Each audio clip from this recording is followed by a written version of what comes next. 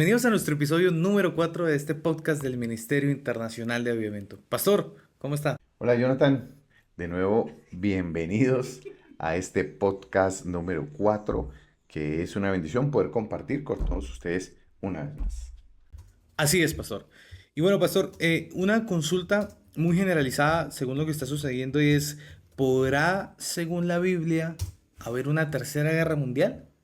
Realmente para responder eso, nosotros en este ambiente de incertidumbre global debemos empezar a definir qué es una guerra mundial, ¿no?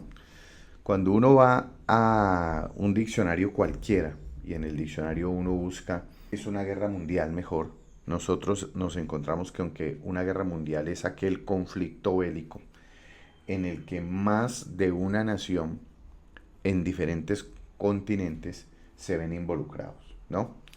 Los antecedentes que nosotros tenemos acerca de las guerras mundiales es la que tuvo lugar en el año de 1914 y que se extendió hacia el 1918. Y es un conflicto que según la Enciclopedia Británica tuvo como protagonistas a gran parte de los países europeos, ¿no?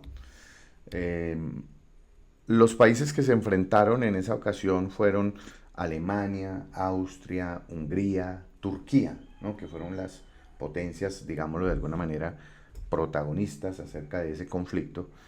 Y en ellos se involucraron como aliados Francia, Gran Bretaña, Rusia, Italia y Estados Unidos en esta parte del continente, ¿no?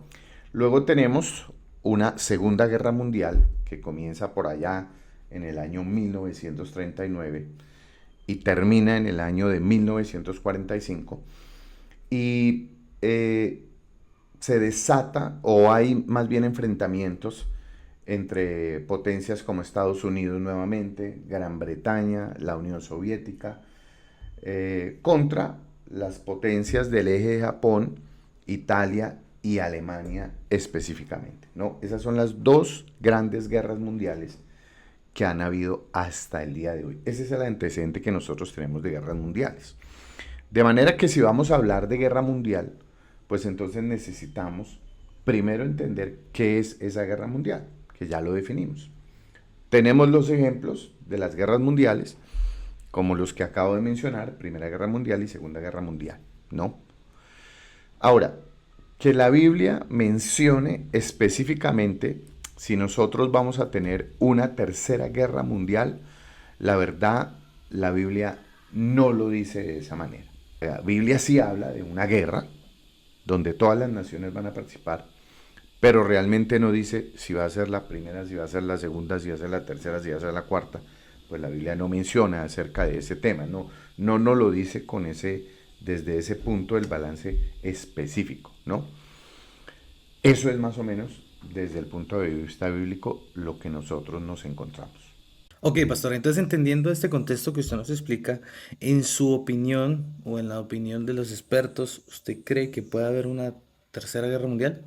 Bueno, yo realmente en lo que nosotros hemos conocido desde el punto de vista de la geopolítica y leyendo artículos de especialistas en conflictos, para mí es muy difícil que en este momento haya una tercera guerra mundial, ¿no? Yo entiendo que los conflictos globales pues han hecho que la gente sienta temor, ¿no? La gente siente temor, la gente siente miedo de que haya una tercera guerra mundial cuando hay países como por ejemplo los conflictos que ya hemos mencionado en Ucrania o en Palestina con Israel por haber atacado la nación de Israel, etcétera, etcétera. Eh, entre otras cosas que encontramos alrededor del mundo. Solo estamos hablando de unos de los que más publicidad se les hace, pero hay muchos otros países en el mundo. Pero a nivel de conflicto mundial, yo lo veo muy difícil, ¿no? Y lo veo muy difícil por algunas razones que no vamos a tocar a fondo porque no es el tema. Estamos aquí tratando de la manera más sencilla, como ya lo hemos dicho, de dar opiniones de acuerdo a lo que la escritura nos dice para que la gente lo pueda entender de la manera más sencilla. Yo pienso que que haya una tercera guerra mundial es complicado en este momento. Uno, por el armamento nuclear que hay en los países.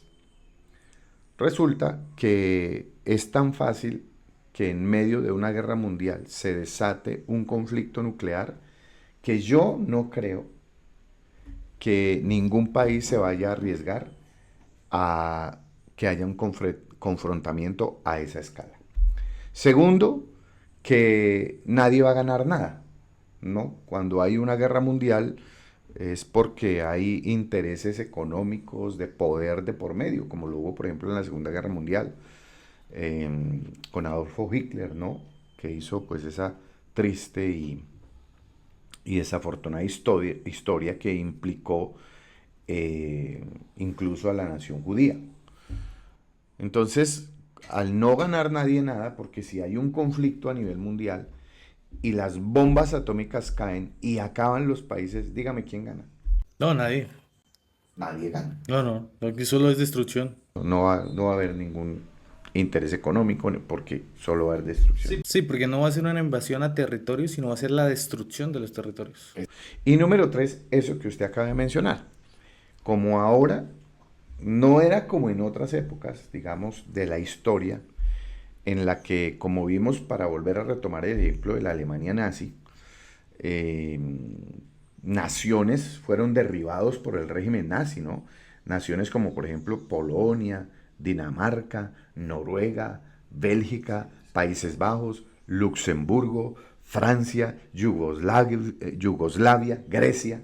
Fueron países que los alemanes derribaron y obviamente invadieron. Como ahorita es muy complicado, porque evidentemente en esta geopolítica mundial que vivimos ahora, nadie va a ser tan loco para querer hacerlo de una manera como lo pretendió Hitler, por ejemplo, porque pues hay que entender que el conflicto ruso y ucraniano, israelí y palestino, están en contextos diferentes, aunque sí es parte de la tierra, son contextos diferentes. Lo de Hitler era una invasión a nivel Europa, porque el tipo tenía unas ínfulas de emperador y de ser, mejor dicho, el mandamás de toda Europa. Estos son contextos diferentes, ¿no? Pero pues a esos niveles hitlerianos, si es que podemos decir que existe ese término, ahorita no lo hay. Entonces para mí es muy difícil que una nación, entre otras cosas que pues no tenemos el tiempo de estudiar, ¿no? Factores económicos y en fin. Pero para mí en este momento es muy difícil en realidad que haya una tercera guerra mundial. Desde el punto de vista bíblico, la Biblia no menciona acerca de que vaya a haber específicamente una tercera guerra mundial. Sí nos habla de una guerra, pero no nos dice que va a ser la tercera guerra mundial. Bueno, pastor, ¿y cuál es esa guerra que la Biblia nos habla? Eso sí es una pregunta muy importante, ¿no? ¿Cuál es la guerra de la que la Biblia nos hace referencia? Bueno, es algo como lo que habíamos estado hablando, si usted se acuerda en podcast pasados, acerca del Armagedón, ¿se acuerda? ¿Qué decíamos? Que la gente piensa que el Armagedón es un conflicto catastrófico, una destrucción masiva, un meteoro, las películas, extinción de la humanidad, etcétera, etcétera. Y decíamos, ¿se acuerda? Que Armagedón no quiere decir eso, ¿no? De hecho, la palabra Armagedón es una palabra hebrea que si la podemos de pronto mencionar o pronunciar, sería algo así como Armagedone, ¿no? En el hebreo. Y traduce monte Megido, ¿no? Entonces, la palabra Armagedón es un lugar donde se va a realizar una batalla. ¿Qué tenemos que decir específicamente a eso? Que son eventos apocalípticos, ¿no? La única batalla que la Biblia documenta claramente es la batalla que va a haber en el monte Megido llamada Armagedón. Apocalipsis capítulo 16, que vamos a verlo bíblicamente, del versículo 12 al 16 dice: el sexto ángel derramó su copa sobre el gran río Éufrates, y el agua de éste se secó para que estuviese preparado el camino a los reyes del oriente. Y vi salir de la boca del dragón, de la boca de la bestia y de la boca del falso profeta 3 espíritus inmundos a manera de ranas, pues son espíritus de demonios que hacen señales y van a los reyes de la tierra en todo el mundo para reunirlos a la batalla de aquel gran día del Dios Todopoderoso. ¿no? Y mire, y lo reunió en el lugar que en hebreo se llama Armagedón. Entonces, si nosotros vamos a hablar de una guerra, tenemos que hablar de que la Biblia menciona esta guerra, la guerra del Armagedón. Y es una guerra que, para que podamos entenderlo, es una guerra donde todos los países del mundo se van a ver involucrados. Está hablando textualmente el libro de Apocalipsis en el capítulo número 16, en el texto que leíamos, que el sexto ángel derrama una copa, y esa copa, que obviamente son parte del proceso de lo que son los juicios sobre el mundo, es una copa que se derrama para que se abra la puerta, que es el río Éufrates, para que todos los reyes del oriente, los que son enemigos de Israel, vengan contra la nación de Israel, motivados, según lo dice la Escritura, por tres espíritus inmundos, lo menciona literalmente, ¿no? Esto que menciona son espíritus inmundos que provienen de la Trinidad satánica. Entonces estamos viendo salir de la boca de Satanás, el dragón, de la bestia y del falso profeta, la Trinidad satánica. Cada una da su aporte para que los reyes del mundo, ¿no?, sean engañados por estos espíritus inmundos, y siendo engañados sean incitados a ir a la guerra contra el pueblo de Dios. Específicamente aquí nos vamos a encontrar con la nación de Israel, ¿no? La nación de Israel va a ser invadida por fuerzas militares de todo el mundo, por fuerzas militares de todo el mundo. Y en medio de esa invasión de fuerzas militares de todo el mundo es donde vamos a venir con Cristo, y Cristo vendrá como general de los ejércitos celestiales, vendrá como guerrero a pelear por su pueblo. Esta va a ser la guerra que la Biblia nos menciona que sí o sí tiene que pasar, y que la Biblia la llama como la batalla del Armagedón. Bueno, pastor, usted mencionaba respecto a la traducción de lo que significaba Armagedón, que es un monte, ¿cierto? ¿Eso en dónde está? ¿Qué parte del mundo se encuentra o qué lugar es el Armagedón? Bueno, cuando nosotros vemos, haciendo pues el estudio hermenéutico del texto bíblico, nosotros nos encontramos, de acuerdo a la palabra en hebreo que mencionábamos, ¿no? Ar, Megido, que decíamos que era la palabra en hebreo, pues en realidad la ubicación exacta del monte no está clara, ¿no? Nos da algunas luces, porque cuando nosotros vemos esa partícula ar en el hebreo, esa partícula ar también significa colina. Entonces, por eso es que decimos que traduce monte de Megido, porque la ubicación más certera de ese lugar es la región montañosa que rodea la llanura de Megido, que está más o menos a unas 60 o 70 millas al norte de Jerusalén, ¿no?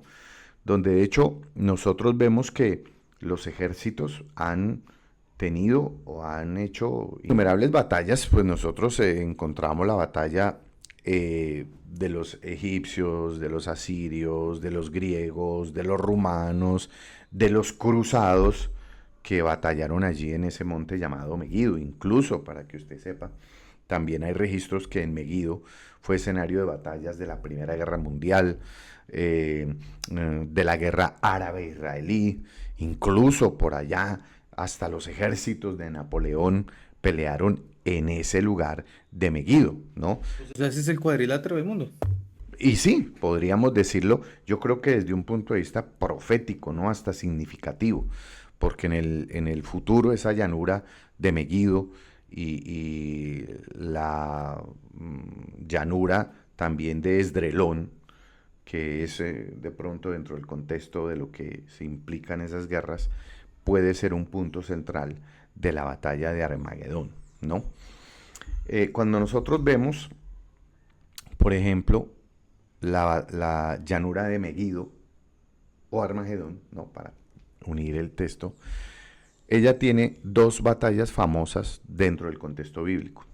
La primera de ellas fue la victoria de Barak sobre los cananeos. Y la segunda, la batalla de Gedeón sobre los madianitas, que todos nosotros conocemos, pues, lo que es la batalla de Gedeón especialmente. Pero no solo eso, Jonathan, sino que también encontramos dos tragedias bíblicas en ese mismo lugar. Una de ellas fue la muerte de Saúl y de sus hijos. Y la segunda, la muerte del rey Josías, para que usted se dé cuenta. Entonces, proféticamente, yo pienso que este sitio que nosotros conocemos como el Armagedón es un lugar donde la batalla en el futuro que se va a librar en este sitio específicamente es una batalla donde el bien va a triunfar definitivamente sobre el mal. Porque si lo vemos desde otro punto de vista, nosotros tenemos que irnos a que en ese mismo sitio, en ese mismo sector, hay una batalla muy famosa que nosotros la conocemos como la batalla del Monte Carmelo. Yo no sé si usted se acuerda de la batalla del profeta Elías con los sacerdotes de Baal. Sí, claro. Que Elías los desafía abiertamente, ¿no? Exacto, y les dice, bueno, ustedes hagan un altar para su dios Baal y yo hago un altar para mi dios Jehová. Y el que respondiere es ese Por Dios. fuego, ¿no? Curiosa la situación, porque resulta que dios Baal era el dios del relámpago, ¿no? Entonces, claro, los sacerdotes de Baal aceptan el desafío, porque para ellos, pues, si Baal es el dios del rayo, pues ellos le van a clamar y con un rayo va a quemar el altar. Ese era el pensamiento de ellos. Pero evidentemente, como Baal era un ídolo, sin poder y sin ningún tipo de trascendencia más allá de engañar incautos, no sucede nada, ¿no? Entonces ellos oran a su falso dios, se cortan, dice la Biblia, se maltratan, gritan, lloran, bailan, hacen hasta para vender y no pasa nada en su gran altar. Pero cuando viene Elías con su altar humilde y sencillo, representando a Cristo, con su altar humilde y sencillo, altar para a Elías para aumentar el poder de la manifestación en el desafío, manda que le echen agua al altar. La leña no prende. Exacto, no prende. Entonces Elías, y no solamente con un cántaro, sino que 12 cántaros, o sea, empapen eso de agua. Que no exista la posibilidad de que ningún fuego pueda avivarse en ese sitio. Elías atrevido, ¿no? Porque la Biblia no dice que Dios le diga que haga eso. Pero mire qué enseñanza tan maravillosa.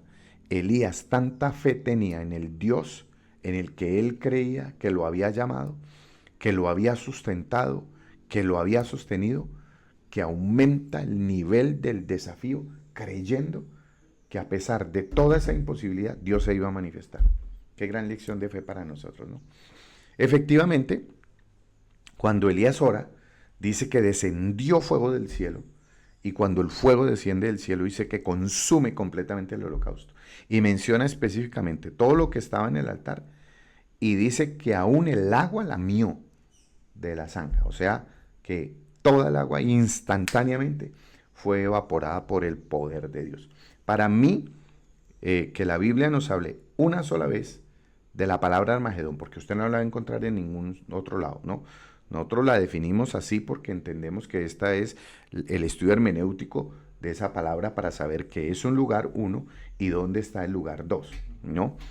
Entonces, en ese orden de ideas, nosotros entendemos pues que esta batalla significativamente en este lugar ya había sido de alguna manera manifestada, simbolizada, profetizada del bien contra el mal en la batalla del Monte Carmelo con Elías y los profetas de Baal.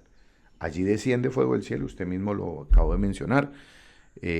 Fueron capturados los profetas de Baal y dice que ahí mismo, a la orilla del río, los degollaron y los mataron a todos. Y hubo un desafío. Si Jehová es Dios, síganle, y si Baal, vayan en pos de él, ¿no? Entonces, eso es lo que pasa en la batalla del Armagedón. Todas las naciones rebeldes por todo lo que han sufrido durante esos 3 años y medio, porque esto ya es al final de esos 3 años y medio de la gran tribulación, están rebelados contra Dios, odian a Dios por lo que está sucediendo en el mundo. ¿No le parece muy curioso algo como lo que está pasando hoy en día? Porque cuando usted viene a ver, Jonathan, porque no tenemos tiempo, vamos a tratar de hacerlo en un podcast más adelante, las figuras proféticas que encontramos en Apocalipsis en todos estos episodios.